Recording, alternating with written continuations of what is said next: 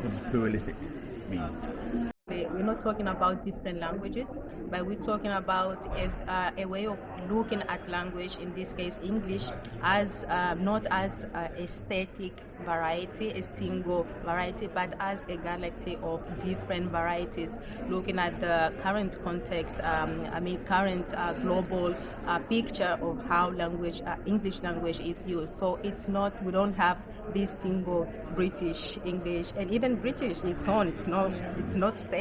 We've been exposed to so many varieties of British English, so we have, even within British English, have British Englishes.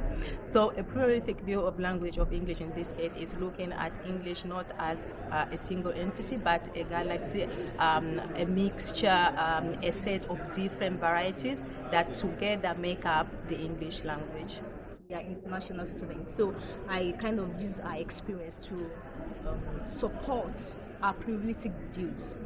I believe our experience here is the success story that is worth being shared out there, because we had opportunities to meet other people from different contexts, both native speakers of English language and non-native speakers of English language, and different varieties was actually mutually intelligible. We were able to understand each other inside the classroom, outside the classroom, and that to us is actually a success story that is supporting what we've been talking about, the pluralistic belief of language. We know how English has spread throughout the world, basically, and to have just one standard variety to just fit on all these users of the language is very difficult.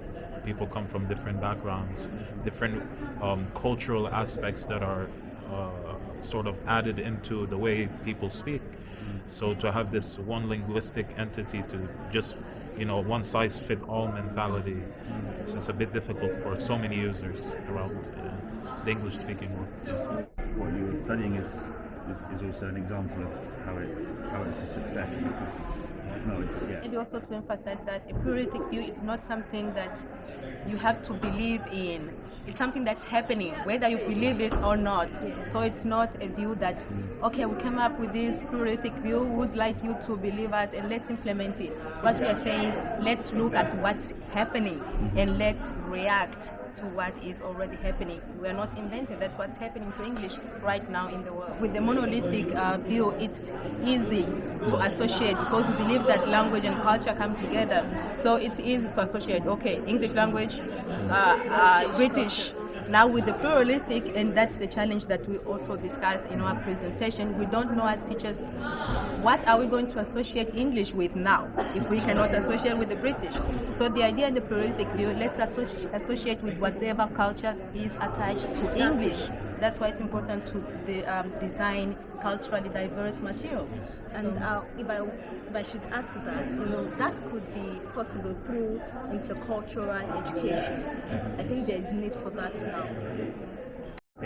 I think just to add on to that, just to draw on what you mentioned, this is manifested sometimes if you look at teachers in India, for example, where they may ask a question like, you don't have my book, won't you?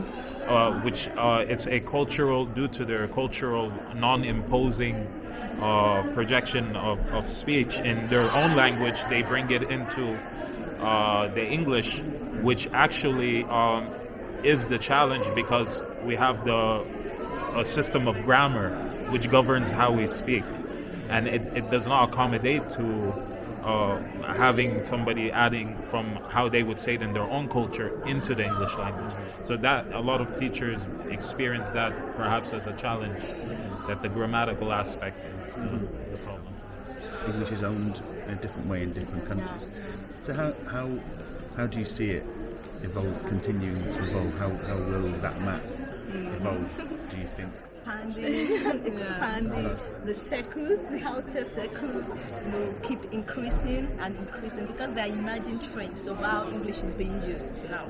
Even in the Nigerian context, for instance, we have a Nigerian English, and then there's the pidgin variation, and I'm foreseeing other new varieties, and I'm very sure in other contexts too, that would be the same, and it's the reality.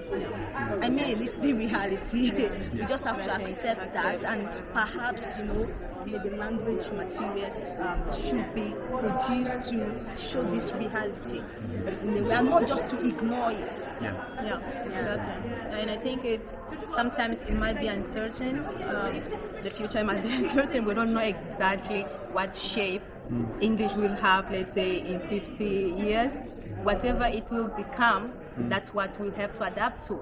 Yeah. So today it's diverse. Let's be diverse in our material. Let's be diverse in our teaching. If tomorrow maybe all varieties converge into one, let's go back to monolithic if that's the case. So we have to just follow the changes that are happening with the language. So basically what we are saying is that let us face the reality, and then work towards that, and not just ignore what is happening. Okay. That's what we're saying.